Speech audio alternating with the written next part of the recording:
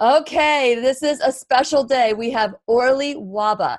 Talk about the ambassador of kindness. And if you look at the word kindness in the dictionary, Orly's picture's there. She has made it her mission to just be present and be aware and bring this kindness to the world.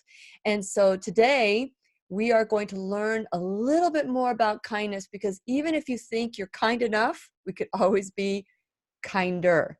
And since it is our sole purpose, here we go. So fasten your seatbelt. We're going to learn and grow together. Here we go. It's time to dance, Orly. Oh, yeah. Oh, yeah. You remember that. The Lillian McDermott Show. We love, we fear. Bridges we burn. We make mistakes. Then we live and learn. When life gets tough and it seems like your best ain't good enough. If you're in need of hope, you know where I'll be. I'll be right here, right here. And when you need a friend, you can count on me. I'll be right here, waiting for you.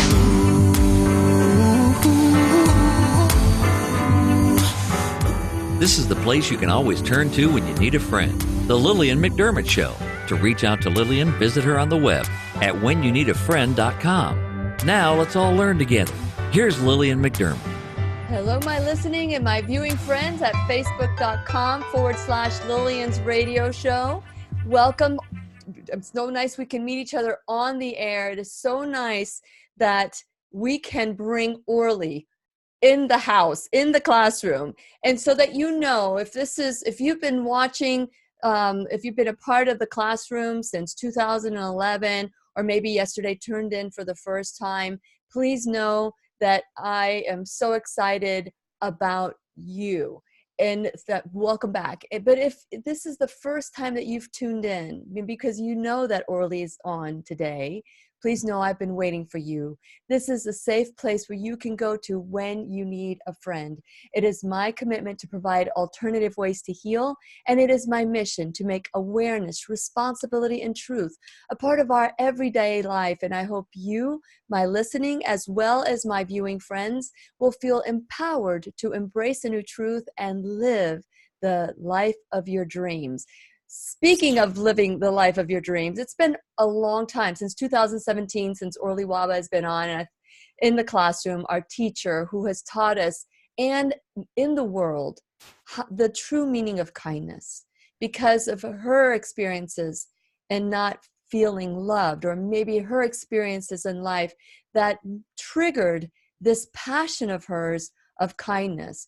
And so she is now the founder of Life Best Inside, Dance for Kindness. She is also an author since we first met her, Kindness Boomerang. And of course, she has her store.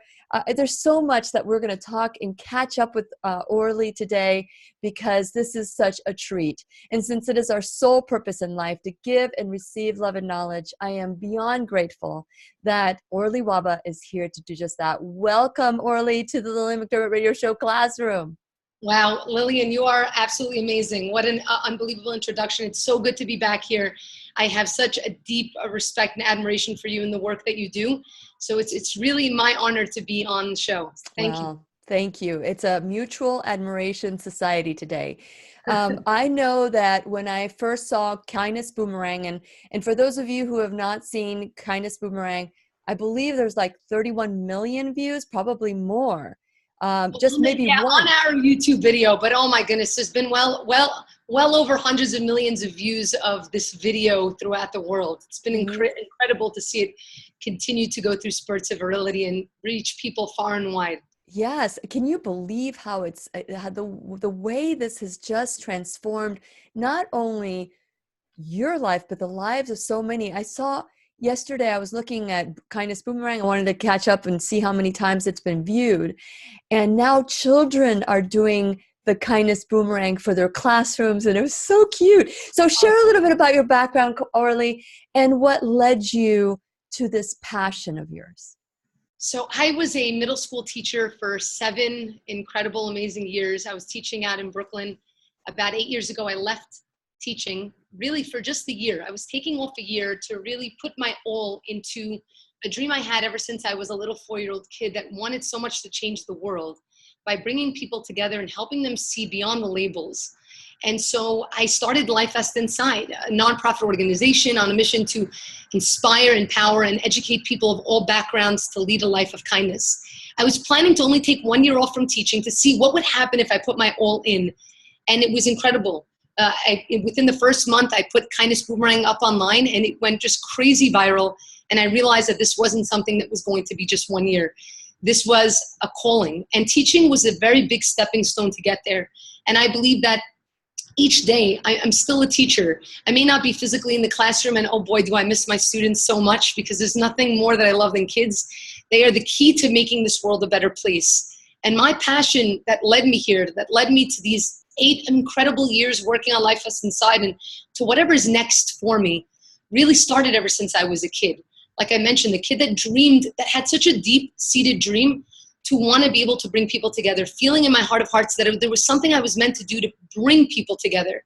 But as a kid growing up, I had a lot of insecurities. A lot of people always telling me, no, you can't do this or you can't do that. And the biggest issue is that when people tell you that you can't, is that when you hear it enough times, you sometimes come to believe it yourself. Sure. I was a very shy kid growing up, super, super shy. I had all of these thoughts, all of these emotions, all of these feelings in my heart, but I just didn't know how to express them verbally. I didn't know how to bring them out into the world. And as crazy as it sounds, one of the hardest moments in my life, one of the biggest tragedies, ended up being probably the greatest thing that could have ever happened to me. And I think, and Lillian, I know that you can most likely attest to this, well, so many of your viewers, sometimes the hardest things that happen to us help us tap into something that we would never have been able to tap into had we not gone through that experience. And during my 10th grade year in high school, my 10th grade year, when you're 15, that's a hard enough year as it is, but I went through a bit of a hardship. We had a fire in my home, and overnight we basically lost everything. And it wasn't just the fire. It was one of those years where everything that you think could go wrong just kept going, getting worse and worse and worse. And we thought, okay, it can't get worse than this. There was another turn, and my dad had lost his business, and one thing after the next continued to spiral out of control. And it does something to you when you see your family unit break down right in front of your eyes. It really does. And so seeing what it did to my parents, seeing them break down, seeing them cry, I didn't want to be an extra burden on them. And so I hid my emotions from them. I hid my emotions from my friends. I hid my emotions from everyone. That doesn't really last for very long. And one night to sleep and sort of just didn't wake up the next morning. I fell into a state of really dark depression. And when I say dark, I'm talking suicidal dark. It wasn't just about the fire and losing all of those things. I was home from school for several months when I fell into this depression. And I was always a kid, even though I was shy, I really love people. I really, really do. And whether I knew you, didn't know you, whether you're my crew of friends or not, if you were absent, I would take notes for you. And there I was home for several months, and I didn't have, not one person called. Not one person came by to visit, to see how I was. And that made me feel like, well, if I wasn't here tomorrow, would anybody even care? Would anybody even notice? And I felt like the answer was no. And that felt much, much worse. And I was angry. I was angry at the world. I was angry at God. I was angry at everything. And I shut down, sleeping most of the day, crying the rest. And after a few months, I was forced to go back to school. But I wasn't that same kid, that same like happy-go-lucky kid. I was that kid in the corner, that loner, isolated kid that didn't care, that didn't want to smile, that didn't think that there was a reason to smile. And one not so special morning, as I woke up to get ready to go to school, I was in the bathroom and I was washing up, and I was looking at myself in the mirror. And the scariest thing happened. I didn't see myself. I didn't see that 4-year-old kid that dreamed of changing the world looking back at me. It was like she was gone. It was like somebody took her. Yeah. And honestly, that scared me more than anything. And I made a promise to myself that day. I'll never forget that promise. And I promised myself to be there for people the way I wished somebody would have been there for me. But more than that, to see people the way that I wish somebody would have seen me. Because really in our life, that's really what we want. We want to feel seen, that we matter, that we serve a purpose.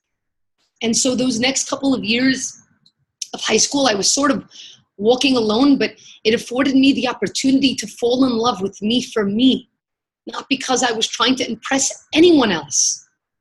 And I found my voice in that search of finding me, of loving me for me.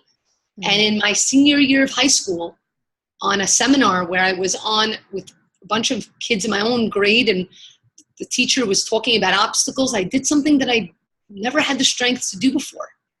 I raised my hand, and I had something to contribute into the conversation. The crazy part is these kids that I used to be so intimidated from were listening to me and coming to me and asking me for advice. And what I found was that the more I gave, the more I began to heal. And I recognized that for the first time in my life, I was giving from the right place, because there are two kinds of giving from strength and giving from weakness. And up until that point, even though I was giving, it was coming from a place of weakness. And finally, it was coming from a place of strength. It was understanding my value, recognizing that giving comes from a place of abundance, not a place of sacrifice. And that's when I really came into my own. It's what led me to my years teaching. I went to college. I went to college for film production, for English. I wanted to be able to communicate. I wanted to communicate a message, but I also wanted to educate. I never wanted a kid to fall through the cracks, because I could have fallen through the cracks, and you know what? No one would have blamed me. But there are many of us that can fall through the cracks, and it's about seeing people, really seeing them. You know, when I defined the entirety of this organization, oddly enough, it's not the word that we were using earlier, kindness. It's the word empowerment, empowering people to understand that they matter. And when you engage in kindness, you come to see it for yourself. You know, I remember the first time I met you and you had shared your story, and it just touched my heart so much. It was the beginning of your journey, or the beginning of Life Best Inside. And to see you and the courage and the strength that you have, built through all this time. You're just bigger and bigger and bigger every time I see you, because, you know, when you first get started, you don't know if that's the right step, right? And there's so many obstacles, so many people along the way telling you, you can't do this. You need the security of teaching. You need the security of whatever it is that you need the security of. We have these limitations, these limiting beliefs, but to see you today and the beautiful woman you have continued to become, like I thought that you had arrived there. You just keep getting more and more beautiful, Orly. And to hear, you know, your determination, because I mean, did you have a doubt when you first started? You said 1 year. And by the way, the 1 year commitment is kind of cute, because that 1 year commitment says, like, I'm going all in. It's like, I went to Israel for 1 year. I'm all in. That 1 year, you just look out. But did you almost stop? Did you stop because there were so many people that said you couldn't do this, that it wasn't logical to do this? It's a really good question. I have to tell you, I promise you till today, there are people that tell me that. And I have to tell you something even crazier. Sometimes it's the people that are closest to you, and I know it hurts. For those of you out there that are on your own journey, whatever that might be, whatever it is that you have this dream of achieving, sometimes it's the people that are closest to you that can give you the most discouragement. But I tell you this, and I'm really talking to myself right now, because that's really where hope comes from. It's a message to ourselves. Yeah. Just know that it's not because they don't love you. If a person can't believe in you, it means that they don't have the ability to believe that they can do something. Correct. So how can they believe that you can do something? Yes. And that's just a little bit different, you know? Everyone is different. So for me, people that were around me were like, what are you doing? 8 years. You have to understand, Lillian, it's 8 years that I've not taken a salary. People think I'm nuts. My family, what are you doing? Why are you doing this? Who do you think you're going to impact? Like, I'm not saying that they've not been supportive when they're the big wins, of course. But when you're struggling to climb that mountain, that's when you need the people around you to say, keep going, keep going. And when you have people telling you, you can't do it, as you're trying to climb, as you're trying to lift this larger than life thing, it does crush you. It really is hard. So yeah, there were times, 100%. There's still times, and I'm going to tell you something. No matter how much you grow, there are always going to be those moments where you think of throwing in the towel. And that's okay. I get it. Really, everyone needs to know this, because we look at sometimes, let's say, success stories, okay?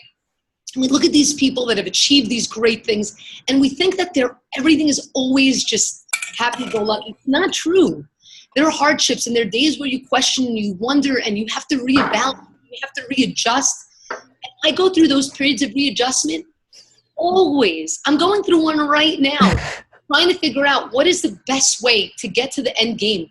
You need to be able to be flexible. When you have a big vision that's larger than life, if you're not flexible, then the vision is going to break you. You need to be able to understand, like, where are the missteps that you've made? How can you do things better? Maybe the way that you thought this was going to be has to be a little bit different. So yes, there are those days, but I'll tell you, and I always tell this to people, if you remember the why you're doing something, the how is going to find its way to you. You need to know the why. It needs to be that if somebody wakes you up in the middle of the night and asks you, you know your why inside out. It's a part of you. Yeah. You're not choosing it. It's choosing you. It's choosing you. That's right. And, you know, we can get beaten down by it because of the fear. And, you know, this is why it's so important to be surrounded by people who believe in you as much as you believe in yourself. Because I'm not saying you should walk away from people who don't believe in you. I believe those people are very important in our lives because they're the ones that add the fuel. They either extinguish the fuel, they extinguish the fire, or they fuel us. And so it depends on how you perceive them and how much importance you give to what they say to you. But the bottom line for me is I cannot seek approval from my family, from my friends, from when you have been chosen to do something, you've got to continue to put your foot in front of the other. And I love what you just said. I want to go back there because, you know, tips on being kindness, on being kind. We're going to be kind of like throwing some tips on kindness. When you are exhausted from the ride, the journey, and you just need a safe place to lay your head on. You know, you're like Isaiah. Is it Isaiah? That's just needed like a little place to rest the head. And you are being told by those who love you the most that you should stop doing this, that this doesn't make sense, that your beliefs are weird or whatever. You want to lash out because you're tired, you're exhausted. Yeah. So within that realm, tip number one for kindness, how do you continue to love those people, accept their perspective, but you can still be kind? Okay, so first off, it's very hard. It's not easy. And you have to remember, now, again, when you're in the moment, it's very difficult to remember these things. That's why you have to constantly repeat them to yourself. The first thing, like I said already before, is that you have to remember that if they're not supporting you, it doesn't mean that they don't love you or believe in you. It means that they don't believe in them. Mm-hmm. The minute that you understand that, the way in which you're going to engage with them is going to be completely different. It's not coming from a place of anger anymore, because you're not about you. It's not about you. You actually recognize that they're lacking something. They're lacking the ability to believe in something bigger than themselves. Because whatever may have happened in their life, maybe they've tried, maybe they failed, maybe that's what they were told when they were growing up. Maybe they're afraid to try because, guys, it's so much easier to not dream. You know why? Because if you dream and you actually try to pursue your dream, you may fail. So it's easier to say, oh, well, I could have done this or I could have done that, but to just stay where you are. The minute that you try to pursue it, there's the fear, well, what if you don't get there? It's different. What if you do, right? What if you do? Yeah. We take our dreams and we put them on a pedestal, but very few people get off of their butts and try to get to that dream because it's much harder if you don't get there. How do you live with that? Mm. But you see, failure really is not failure if you're actually trying, because it's going to lead you to somewhere else. So the first thing is to understand where their words are coming from, where their words are coming from. Number two, it's always best not to respond in the moment of that frustration, because the likelihood is you're going to say something that you're going to regret. You should have 2 to 3 things, or even if there's one person that you have in your life, okay, that you know is there that can support you, whether it's a person or whether it's a thing. For me, it's faith, okay? Everybody has their own outlet. It's not going to be the same for everybody, okay? But something that you can turn to, that when you're feeling that sense of frustration, that you do, whether it's that you go and exercise, or you listen to music, or that you pray, or that you meditate, or whatever that might be for you. And it's very personal. So no one can ever tell you have to do it this way, because it doesn't work that way. Take the time to allow yourself to cool down, because that knee-jerk reaction is going to, most likely, you're going to feel negatively about it afterwards. Now, sometimes it's going to happen, and don't feel guilty about it. Sometimes, we're all human beings, by the way, okay? So you're a human being, which means that sometimes you might lash out when you shouldn't have. Does that mean you're a bad person? No, of course not. It means you're human. That's okay. But the idea is to start putting into play also what these things are going to be, what these outlets are going to be, and to prepare yourself before you come into, let's say, an interaction like that. For example, if you're about to go into an interaction with somebody that you know is most likely going to put you down or say something discouraging, think to yourself, or with a good friend, okay, let me think of what they might say to me. How am I going to react? It's like preparing for anything, preparing for any sort of thing. Sure. You're putting together scenarios, and how would you react to them? If you do that, and it's taking literally just a few minutes of prep time, that's it. That's it. I had a conversation today, just to give you an example. I was going into a meeting today with somebody that did certain things that really, really hurt me. Okay, really hurt me. And I had a friend with me, and I was going to have a meeting. And before we had the meeting, I sat down with my friend. I took this exact pad that I have here, okay? And I wrote down the things that the person did right. Okay, I made a list of the things that the person did right. And then I made a list of the things that hurt me or upset me. And I said to my friend, I worked on, okay, what am I going to say? Literally took just 5 minutes. And I told my friend, I said, if you see me, that if she's going to, let's say she's going to start saying things that are going to attack me, because that's happened before. I need you to tell me, Orly, I need you to look at me straight in the eye and say, Orly, step outside. Why? Because I knew that it was going to be really personal for me. I didn't want to get upset. Mm-hmm. Meanwhile, the conversation went amazingly. Amazingly. There wasn't any screaming, no anger, no. And it went fantastically. Really, it couldn't have gone better. Why? Because what? It took 5 extra minutes to prepare myself for what could happen. So if you know that there are people in your life that generally are going to tell you these things, don't get excited to be able to blow up on them. Remind yourself where they're coming from. And also understand this. Everyone has a story. Everyone has, just like you have a story, that person has a story too. They might be going through something that you have no clue about. Again, just going back to the exact interaction I had today. We had a very nice conversation. Everything ended really beautifully. And this woman was sharing with me things that were going on in her life, some financial issues with her family, and the fact that she was fired from her job, different things that were going on in her life. Sure. That had I not prepared myself to be able to be open, I wouldn't have been able to see the other side. You need to, we're all human beings. And there's a zillion things happening in our lives. We can't see it all. So these things help us really when it comes to conflict resolution. How can I get to a place of peace? Because who wants to get angry and have their heart rate go up? So it's preparing yourself. So what I'm hearing you say, Orly, is that you were looking for an outcome. You wanted the outcome to be peaceful.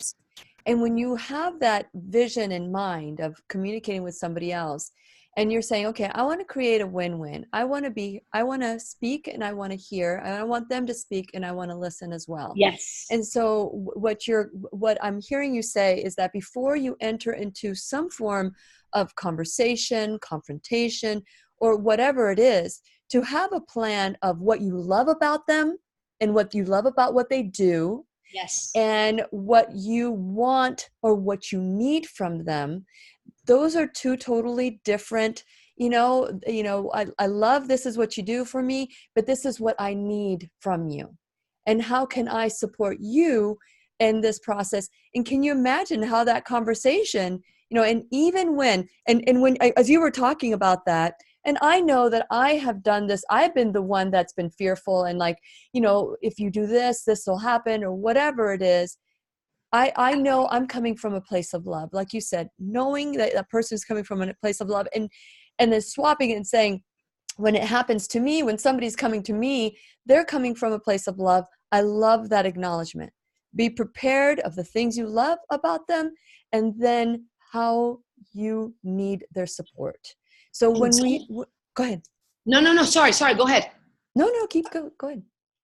I was going to say and don't forget to listen. That's the key. Correct. Listening. That is so important. And we used to, when I was going through becoming a life coach and going through personal growth, they said, okay, grab your popcorn. Just grab your popcorn and start listening to the other person. Pretend you're watching a movie without any emotion. Start eating popcorn. And of course, in your brain, eat popcorn and listen. Be curious about that individual like you would want them to be curious with you. And so that I guess is wonderful to hear. It's, you coming on the classroom today is a great reminder for me as well, because you said, you're not in the classroom, but we're all teachers. Yeah, 100%. We're all teachers. We're all students. And I believe that we swap back and forth. And I love the fact that you are a teacher today in the classroom. So with that in mind, thank you for giving us that tool to the first couple of set of tools, maybe 2-3 set of tools to start that kindness conversation. So when you yourself, that there are certain triggers in your life, to be able to say, hey, if you have something to say to me, I'd rather you say it, take me outside. This is a safe word that will let me see that I need to stop what I'm doing. I need to be open to what you have to say and non-responsive. Is that what take me outside, can you go outside with me mean to you? To me, it was that I have the ability to calm down, to be able to be calm and to remember why I'm there. Because sometimes when we're in a state of really being so hurt, because again, anger really comes from hurt. That's where it comes from, sadness. right? Sadness. Manifested in terms of anger, right? Yeah. But it's really coming from a place of hurt. So to remember why I'm there and to remember that hurt, that if I'm feeling hurt, remembering that where it might be coming from, that the other person also has some sort of a story, that also has some sort of a hurt. So taking those moments to breathe, to be calm, so that your words are able to be heard. Because if you're going to be saying the words that you're saying and you're going to be screaming them, the likelihood that they're going to land on that person, they're not, because a person then closes their ears. They don't want to hear. And nobody wants to hear being attacked. They want to understand that there is conversation. I know that you didn't maybe necessarily intend to do so and so, but this is how I felt. This is how the actions made me feel. And when you do it that way, you're not attacking the person. You're really discussing their action, which are two completely different things. Mm-hmm. When you attack a person, you're basically saying, you are this way. Yes. You're not doing that. You're saying, I understand. I know that you're a good person. You've done this and this and this. And very often when we have conflicts with people, you know what we forget? First thing that goes out the window is all the good things that they've done. Right. How often do we do that? We forget everything good that they've done. All of a sudden now they're the worst person in the whole entire world. They never do anything right. Never. But that's not fair, because we have to realize we're in the same situation. So and then we can completely destroy a friendship or a family a relationship that's been around for years. We can destroy it with our words. Words are really powerful. It is the greatest thing that is given to man, is words, the ability to communicate. But we need to be able to do it more. We need to know how to do it more. And it's not easy. And no one is perfect. Trust me, I'm far from perfect. But it's something that we can work on. It's something that we can constantly work towards. Yeah, and I think that and what I've experienced is all these different twists and turns. They are perfect. They really are perfect, because you learn a different way of how it works, how might not. You make some tweaks. I love that flexibility. When you are in your journey, having that flexibility is crucial. But here's the thing. When someone comes along the way and they become your protagonist, you're like your pile driver, the one that's going to take that sand over to the other side, or that dirt over to the other side. When those are the people, they have a purpose too. And finding the purpose in that pile driver or that protagonist or whatever it is, finding that purpose is so crucial to our journey as well. And forgiveness becomes a part of giving back and receiving that lesson. 100%. I don't know if that makes sense. It does make a lot of sense because we're all students. We learn from everybody. Even the person that may have hurt us and done loads and loads wrong, there's something that you can learn from them that's actually going to help you on your journey, because each and every person in this world, this is my belief, of course, that I believe that we're all interconnected, that there's no person that we meet or come into contact with, whether it be even a podcast that we hear or a book that we read, there's something that we're meant to take from it. I'm not going to say that we're going to take the whole 100%. Even if we take 1%, there's something that we're meant to take and incorporate into our life to help us get to where we need to go. But if we keep our eyes closed, if we're constantly looking down and we're not looking up, we're not looking to really see what we can take, we're going to miss that. And that's going to just it's going to take us a longer time to get to our final destination. There's something you can learn from everyone. Even the person that says all the negative, they might have said a zillion things, but 1% of what they said, one small thing might shift your perspective, and all of a sudden, wow, that's a really cool idea. So it's about seeking the good, looking for the good, being aware of it, training our eyes to see it. It's not so easy, but it's possible.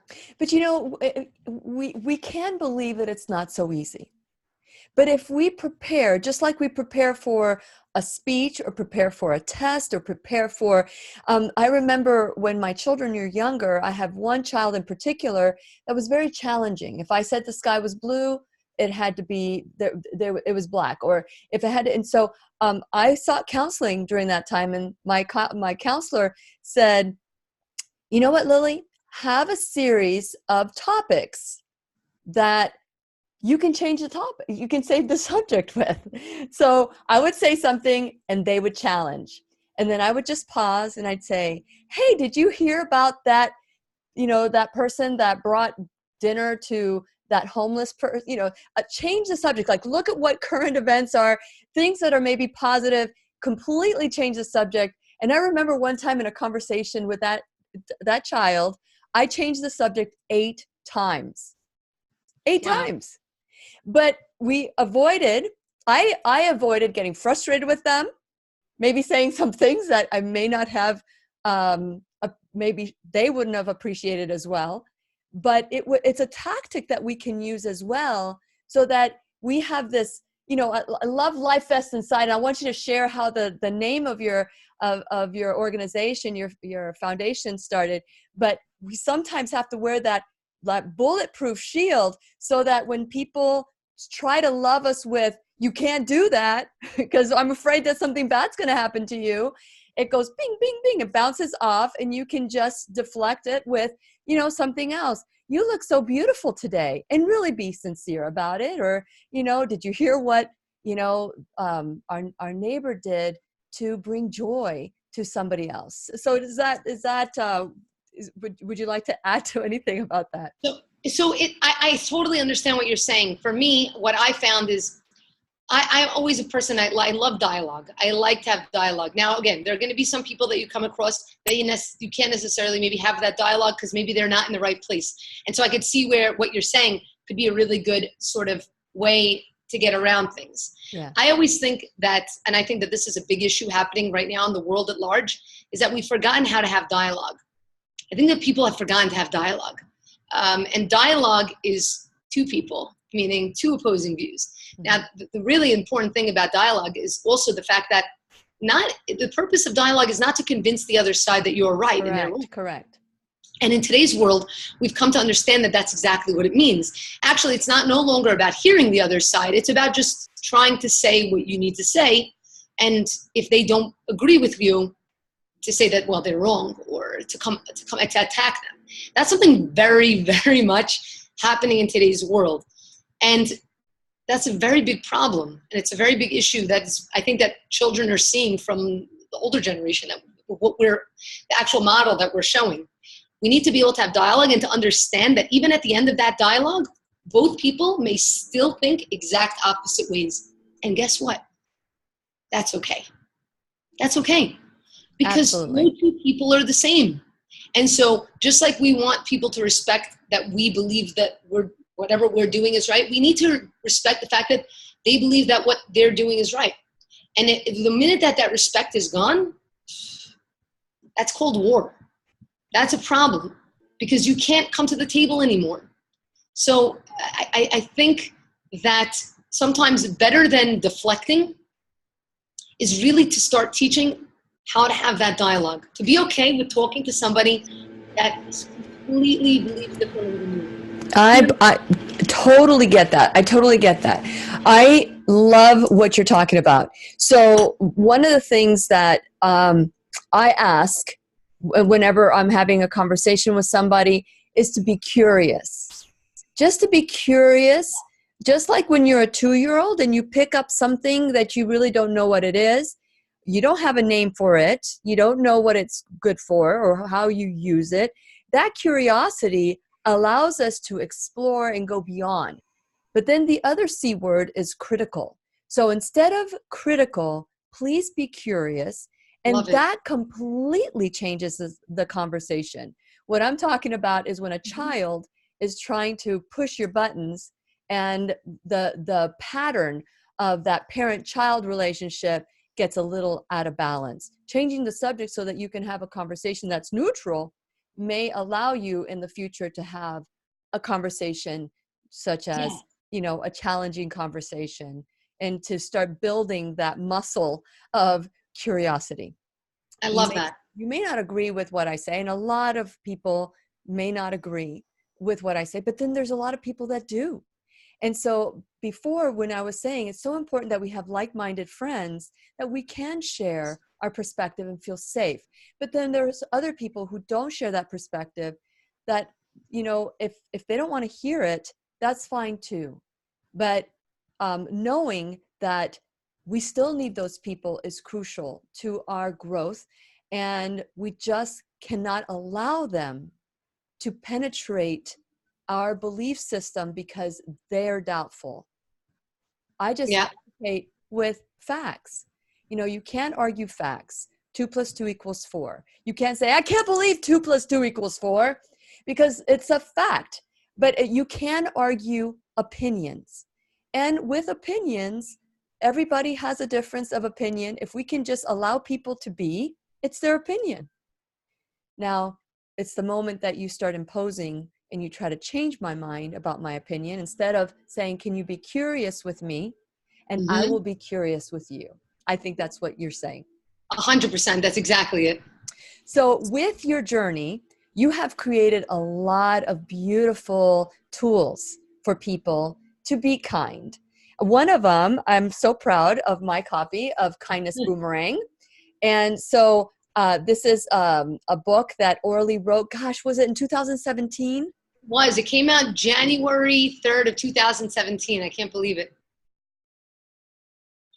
And that was the last time that, that was the date that you were with us and we were promoting the book. So you can get the book still in Amazon. You can get it at Life Vest Inside. So that's Life Vest Inside. You can either go .org or .com. It'll take you to Life Vest Inside. That's so important. Share a little bit about the book, Orly. So the book itself, it's a lesson a day book in kindness. So for every day of the year, there's an act, an inspirational quote, and then a short reflection on the power of paying it forward.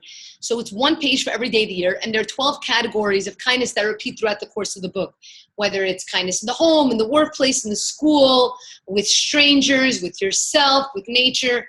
And it's really great right now. It's in 5 languages. I'm actually in the midst of doing an audio recording of the book. There's going to be an audio book, so hopefully that'll be coming out in the new year as well, which is really exciting. And every Monday, I also do a reading of my book on the Life Vest Inside YouTube channel. It's just youtube.com/LifeVestInside. And in the very beginning of every month, based on those that are connecting to the weekly kindness kickoffs, it's called, I give out 2 copies of the book for free to someone, one for themselves and one to give forward to somebody else. So it's another cool way to actually win your own copy of the book. Awesome. Awesome. And where was that again? It's a YouTube It's channel? on the YouTube channel for Life Vest Inside. It's Life Vest Inside is the handle. And it goes out every Monday. called the weekly kindness kickoff, and I do a reading from that week and then discuss that specific act and give us all a challenge to do over the course of that week based on that specific act of kindness. It's been used a lot in schools specifically. It's been used a lot in companies as well. It's a really great way to incorporate a kindness culture and a kindness atmosphere into the home, into the work, or into the school. I mean, we have loads of parents that end each night off by reading an act, one page from that specific day, or starting the day in schools by reading it from morning announcements. So it's a really great tool. It's something simple.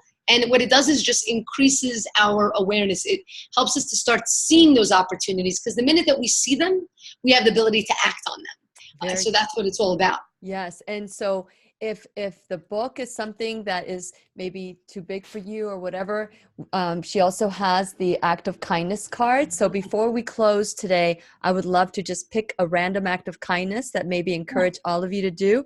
And then I love that this is the catching kindness card. So when you catch somebody doing something kind, you know, it's really easy for us to find people that are misbehaving in our judgment, but to be able to catch somebody, that requires a totally different set of skill sets, right, Orly? 100%. Those are actually my favorite cards. We just released the series on our YouTube channel. We just put up the first episode, and it's called Catching Kindness, where we set up a scene and we catch somebody with hidden cameras engaging in an act of kindness and give them a prize. So that's a really cool thing. You could check out that series. We're always looking sponsors for the next stuff, for the next episode. We just launched our first episode a couple weeks ago. You're amazing. All the things. What else is going on with this taking this leap of faith and saying yes to starting and creating this awareness of kindness? What are some of the other things that you've been able to do? Oh, wow. Well, first off, it's been an amazing journey over these past 8 years. Dance for Kindness, our initiative, is continuing to grow. We just had it this past Sunday around the world. Friday, I did it here in Jerusalem and in cities around here. And we had in over 120 cities, loads of schools taking part. We are just launching. This is something new. And so for all of you out there that are educators or are parents and you want to bring this into your school, this is really cool. Basically, our Dance for Kindness event, it's a global flash mob. It kicks off World Kindness Week. It's an amazing, amazing event. It's a leadership training program at its core, and we have loads of schools joining. And because the event is in November, so many schools come to me afterwards and they say, Orly, this is great, but it's November. What else? We want more. We want more. And so over the course of this past year, along with one of our group leaders, Becky Epstein, we created a year-round curriculum that's focused on the arts and humanities, where schools can sign on for a very, very low fee and not only get access to be part of the Dance for Kindness event for their school, but they get a physical kit with kindness posters and calendars and kindness cards and the kindness book and loads of other stuff, as well as the year-round curriculum that has broken into 4 different activities and an online educational portal for all educators. When they submit these projects, at the end of the year, we select the top school that will win a $1,500 grant to bring further kindness initiatives into their school. And the whole cost for we have an early bird fee up until February 2020 for the 2020-21 year is $500. Schools sign on, they get Dance for Kindness, they get all of the activities, the curriculum, a physical kit, as well as a small speech to kick off their event, and of course the opportunity to win a $1,500 grant for their school. So it's really, really an incredible program. And you can check it out on the Life Essence Side website. It's called the Kindness Grant. I love it. You have done so much. You know, you say you're not in the classroom, but you are. Your classroom just eliminated the walls. There's no walls to your classroom. So it just continues to expand and expand. And so, and knowing that, you have been able to do this with sponsors, and you know, we talked about the importance of sponsors, people that are purchasing this. This helps the mission continue on. And I want to shift a little bit because I too, or as Orly had said, we have a mission. My mission and her mission are so like-minded that we can build with each other. And that's what I love about kindness and what the awareness that you're doing. And so with my word, is not only empowering, but it's responsibility. It's taking that ownership back that we have given away, that we have been disempowered from the moment we are born, saying, you know, you can't do this, don't touch this, don't do that, don't. 100,000 times we hear the word don't before we graduate from college or high school. And so I want us all to kind of look at our lives and say, what else can I be curious about? How can I be curious about kindness? How kind am I? You know, how responsible am I in my life? So that is the conversation that we have here in the classroom. So I want to encourage you to go to whenyouneedafriend.com. Please subscribe. And while you're there, please make sure you like and follow my social media so that we can help grow this classroom. And again, we also have a YouTube channel. So like and subscribe. That way everything gets sent to you. We also have free gifts when you become a subscriber. Now, in the classroom, when you go into the classroom, there's a button. It's called sponsors. Those sponsors have stepped out of their comfort zone to help support this classroom. Sponsors like Liberty Health Share, Keep Me Safe Organics. We talk about Keep Me Safe Organics and how our beauty products should be super safe for us and non-toxic for our bodies. So, and you get 10% off with Keep Me Safe Organics. First Alternative Care, you know, this is protection for the entire family, 24/7, family practice, dermatology, and 3 hours a year behavioral health counseling for $45, the entire household.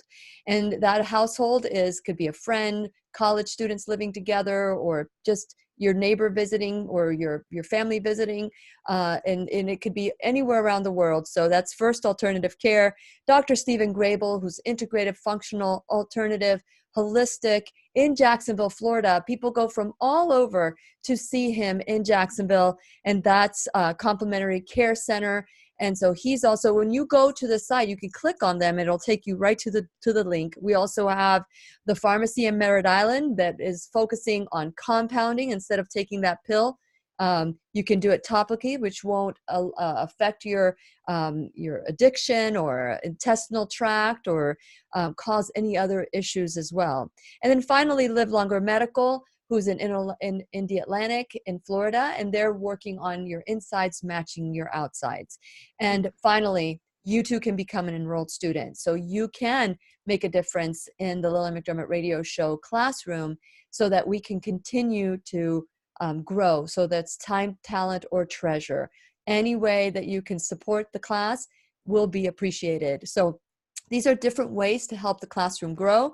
And I want to encourage you as well to help Orly Wahba's mission as well of kindness and beyond, because now it's beyond kindness with you, Orly, and help us make a difference and help us grow the mission and be a part. Join us, be a part of the mission. So Orly, 8 years. Yeah. 8 years. And so I met you when you were halfway there, like halfway into your journey. And I mean, do you even remember that person who started the journey? Oh, 100%. And who you are today? I am still that exact same person. Of course, I've learned a lot. Yeah. But I constantly have to remember that, because that's my why. If I forget that, then I forget my why. So I always have to remember why I started, when I started, what did I think about it when I first started. It's also important, as we take any journey in our life, to look back and see how far we've come, because it's easy to get caught up in always having to achieve and achieve and achieve. But sometimes we forget to actually honor our accomplishments, honor the great things that we've done along the way. And if we don't do that every so often, it can hurt us. It can make us stop in our tracks. Correct. We need to use the positive energy and the positive momentum of what we've accomplished to help us continue accomplishing. So that's also, I'm speaking to myself. It's important to do it. Oh, yeah. Very important to do it. Oh yeah, absolutely. And what you're talking about is looking back in gratitude as well. So it's so important, because sometimes we can become entitled to our own desire. And we can say, we're not going to celebrate these small little steps because we haven't achieved the final goal. we don't know what the final goal is, because every time you take that step, things look different, don't they? Oh my God, they completely do. So any more tips on kindness and tips I'm going to say the biggest tip that I can give somebody, it's not going to be, listen, we all know what kindness is. You don't need me to come and tell you, hey, it's important to be kind. No. The biggest tip I can tell you, the real key to kindness is something much, much more different than we think it is. It's not going out there and doing something just nice for somebody.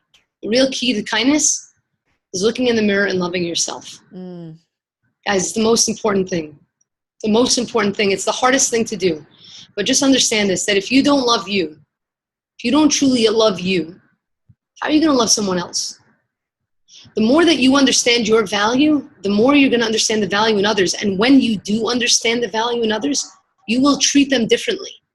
You're not going to see people based on the amount of money that they make, or how famous they are, or how popular they are. You're going to see each person as another significant piece in the puzzle of life. That's it. Sometimes we justify why we might treat somebody poorly. Who are they? What does that mean, who are they? They're a piece of your puzzle.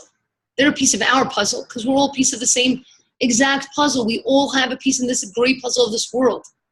So the more that you focus on recognizing and just really loving you, you're going to see that the way that you start looking at the world is very different. The way that you start treating the people in the world is very different. That's the greatest way to get to a kinder world. I love that. But in your journey, loving yourself became very important.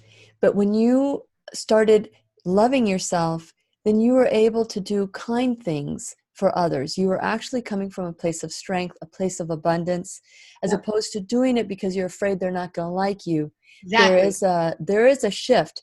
And so that's crucial. Loving yourself is crucial. And when you start doing these random acts of kindness, which I'm sure that we can maybe talk on the podcast, the after the teacher's pet moment there, where we can talk.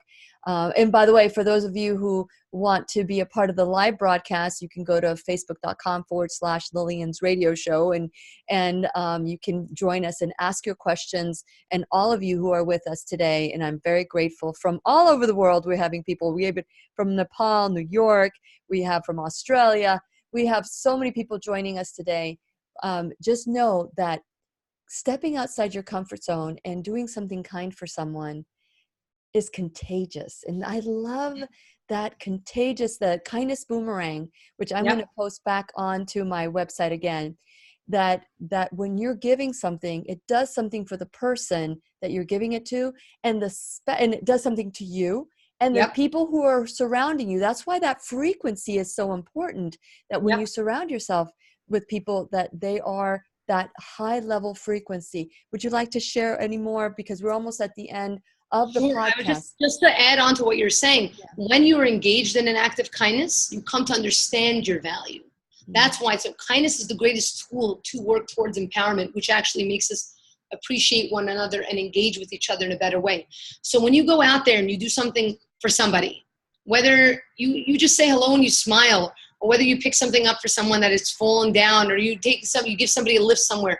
When you do something for someone, you feel good, because in that moment, you're being validated for the right reasons. You're recognizing you didn't need to be anybody else. You didn't need to be wealthy. You need to be smart. You need to be this. You need to be the most gorgeous person in the world. You just needed to be you. And you impacted positive change. And that makes you have a greater respect and appreciation for you, which will in turn make you have a greater respect and appreciation for others. It's the simple things. Oh, I love it. I love it. So I just random picked an act of kindness card that says, share your umbrella with someone else when it is raining. So that's one of them. And then the next one is spend some quality time with your sibling. They are the greatest link to your past and the people most likely to stick with you in your future. I love that. So it's time. These are just different ways that you can bring joy to your life. Start at Life Best Inside and start taking that step towards that kindness, not just towards others, but start with yourself, and then the rest will follow, right, Orly? 100%. Thank you so much for everything that you do, everything that you are, and the fact that you took the time. I know this is a crazy time of year, and sign up for the Dance for Kindness for next year. so that we can all continue that bond together. Thank you, Orly, for being part of the show. Please remember, I'm right here waiting for you worldwide at When You Need a Friend. This is Lillian McDermott wishing you love, and Orly Wahba wishing you love, peace, joy, and unexpected abundance. Make it the best day ever. Yay!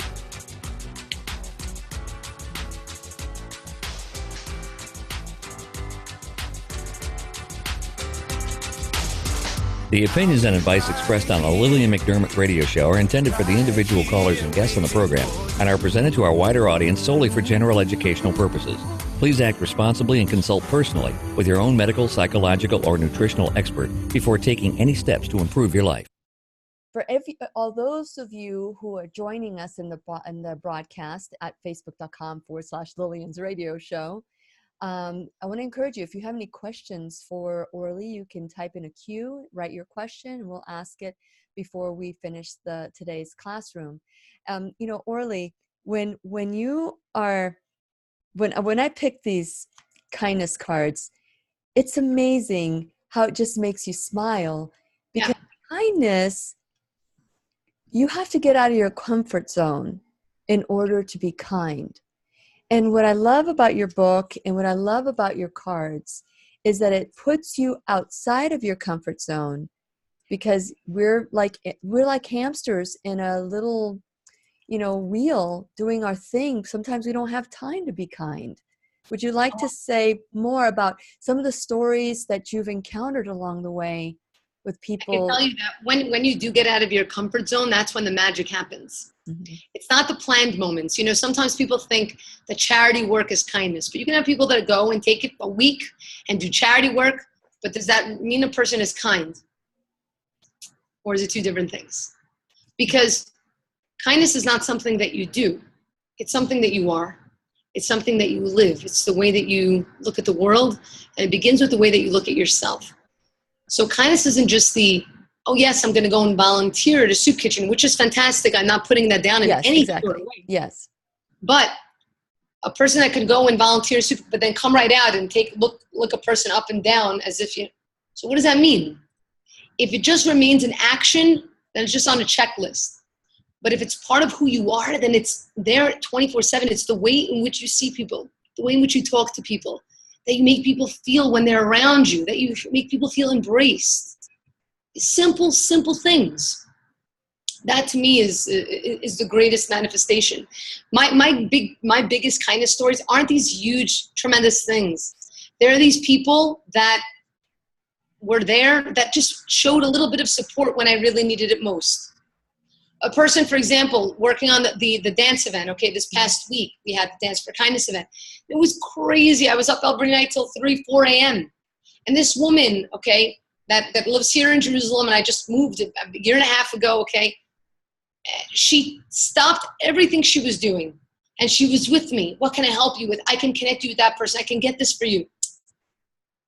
And I can't tell you, she was like an angel for me. Or here, give me even a smaller thing. It might seem small, but it was not small. A woman that also lives here in this area sent me a message on Wednesday, said, Orly, do you have plans for Friday night dinner? Because I'm Jewish, I keep the Sabbath. Now, the event was on Friday. Therefore, I would have no time whatsoever to prepare anything. What was I going to do for Friday night? I had no idea. And this woman invited me and 2 other guests that I had staying by me over to her for the dinner. To me, that was just being aware. Being aware. And she said to me, I also run, as you know, I run events. She runs events here in the city. She goes, and I know how crazy I could get involved. And I figured you had nowhere to eat that night. That's amazing. I told you, she's like, was an angel to me. What did she made an ask. But it lasts with the person. I'm going to remember that action she did always. Yeah. That's kindness, awareness. I love it. I love it. Is there been, have you, these things are just things that feed us to take that next step and that next step. And because we really don't know, we have this vision, but if we have that flexibility, if we step out of our way, that our vision can become even greater than we even thought it would be. Have you heard from people that have thanked you or have shared with you that you have affected their life and how it's changed and impact them? you know, Wow. especially people that have been depressed or maybe gotten out of their comfort zone. Would you like to share any stories there? Wow, I have so many stories like that, stories of people that were on the verge of committing suicide. I remember having a conversation with somebody who had reached out to me, and I'm always up and ready for a phone call. People sometimes are shocked when they call the number and I'm answering. They're like, wait, you're answering? I don't understand. I'm like, obviously, this is all about the people. Yeah. And we had like I would say maybe an hour and a half or so conversation. And at the end of the conversation, he said to me, don't you want to know how I found you? I said, it's a really good question. I don't know why I didn't ask you that to begin with. And he said, well, somebody sent me your Kindness Boomerang video.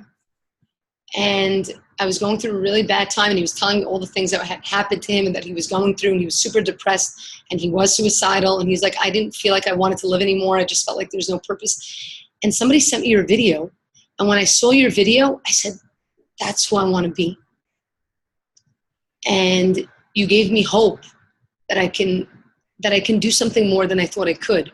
Mm. And little by little, I mean, goodness, the things that he's doing right now, that he's accomplishing right now, it's absolutely spectacular. How far he's come, the confidence in himself that he has, the community he's been able to build around himself. It's really amazing. Stories like that, they stay with you. I remember having a conversation once with a gentleman who's from Libya, and he said to me, my country, they throw a gun into my hand and they tell me to kill. They tell me to shoot. He said, Orly, I just don't want to shoot anymore. He said to me, you make me believe that I can become something better than what they tell me I can be. Mm. To me, that's everything. Yeah. There's always a lot of stories when it comes to kindness that you don't necessarily see the immediate impact, because it's about the preventing of the negative things from coming into fruition. When you empower somebody to recognize their value, they're less likely to turn to something negative as an outlet. Mm. In today's world, we see a lot of that. Yeah. So many things that are dealing with the anti-approach, whether it be bullying, whether it be drugs, whether it be war, whether it be depression, whether it be violence. The real issue is, why does a person get to that point where they think that there's no way out? Mm-hmm. How can we get to them? How can we empower them? How can we make them believe that they do in fact matter? So you're not going to necessarily see always the stories, but there's been so many. I mean, I've hundreds of these kinds of stories. Yeah, I can imagine. And one of the things that comes to mind is, first it's a thought, then it's a feeling, then it's an action. We know that the first, everything that happens in life begins with a thought, mm-hmm. whether it's an act of kindness or an act of violence, and it starts with a thought. And nipping it at the thought. Yeah. Have you dealt with neuroplasticity? Have you gone into that studies in how to help people say kindness is a choice, and yeah. that choice will, change your thoughts, and that thought will change your feelings, and that feeling will change your actions. Do you think that this is one of the biggest things I talk about when I go into schools specifically, and when I go into companies, when I do workshops? Of the concept of choices. That's exactly what I talk about. The concept of choices, and how we can make the better choices, and how they create these crazy ripples. Yeah, you're saying it exactly. That's exactly the work that the organization is doing with our workshops. Amazing. And with our talks. Good for you. Good for you. Now, before we go, because this is the first time you've come back in a couple of years, because you've been that busy. So it's an honor to have you back. Can you share the story, why the Life Fest? So Life Fest Inside, a lot of people always ask me, and they say, I don't understand why is an organization of kindness called Life Fest Inside? Mm-hmm. Well, the story came about back in 2007. Can't believe that it's been that many years.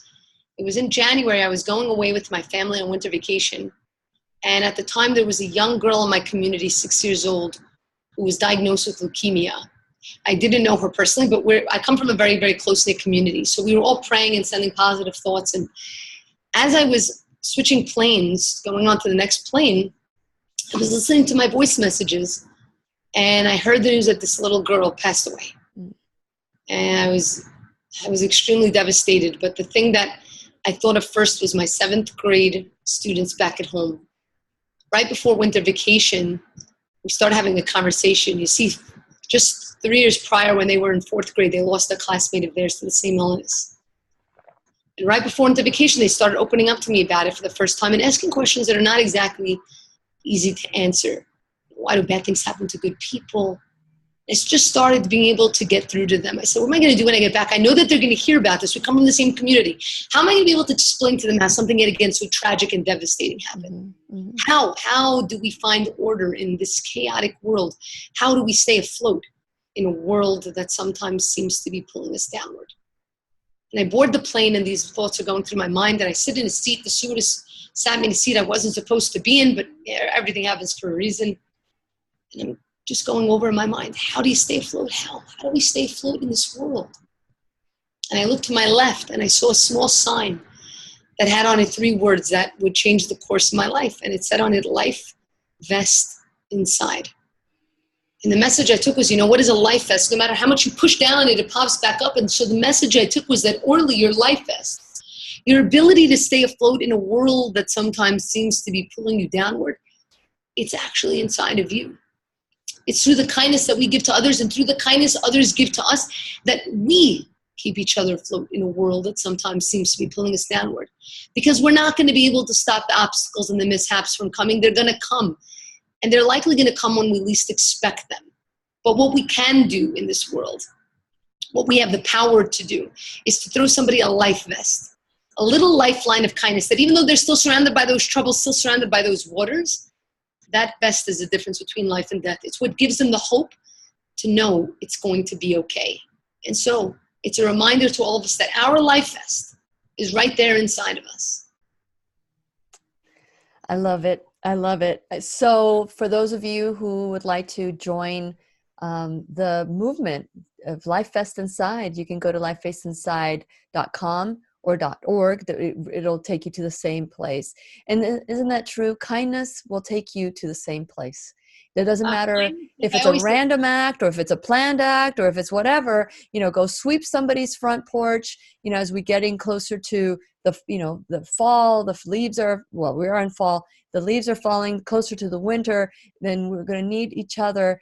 Let's roll up our sleeves and let's help each other out and continue that movement within us. And so, Orly, I want to thank you for everything that you're doing. Just know that you have a friend here that will support you whenever you need a friend. And so thank you. Is there anything that you'd like to add before we go? No, just remember, guys, that it's kindness that keeps the world afloat. I love it. I love it. Oh, Abraham, your Abraham legacy. Real quick, how can people join that? Real quick, share what Abraham legacy is. I'll share really quick in just a minute. Abraham's Legacy is a new initiative that I just recently started. It's a mobile app on Android and iTunes, and it's currently in English, Spanish, Hebrew, and French. And it is a social network for prayer that is specifically focused on the book of Psalms, that allows the collective world to complete the book of Psalms thousands of times a day. Collectively, it's really beautiful. There are many, I have videos about it. If you check it out on YouTube, it's Abraham's Legacy, but it's a new initiative I launched in memory of my grandfather who passed away 5 years ago. We just launched it about 2 months ago. We had an event month and change ago. And already we have close to 1,300 people on the app. We have close to, I think, about 100 books have been completed, 17,000 chapters have been read, and 47 countries have downloaded the app. So check it out. It's really amazing. It's a free app, and it's just an app that is as a gift to the world. Well, you are a gift to the world. So thank you so much, Orly Wahba, for coming on and sharing your wisdom and your love today in the classroom. So grateful to you. And I want to thank all of you who joined us in the classroom today. Remember, you could always join us at Lillian's radio show on Facebook, and you can watch later to your little heart's content on YouTube and podcast, or you can just go to whenyouneedafriend.com and click on it there. So many different ways that we can stay connected. Like this video, share it, and let's continue to let kindness blossom within us. So we'll see you soon. Say bye, Orly. Bye, guys. Okay. And we still are on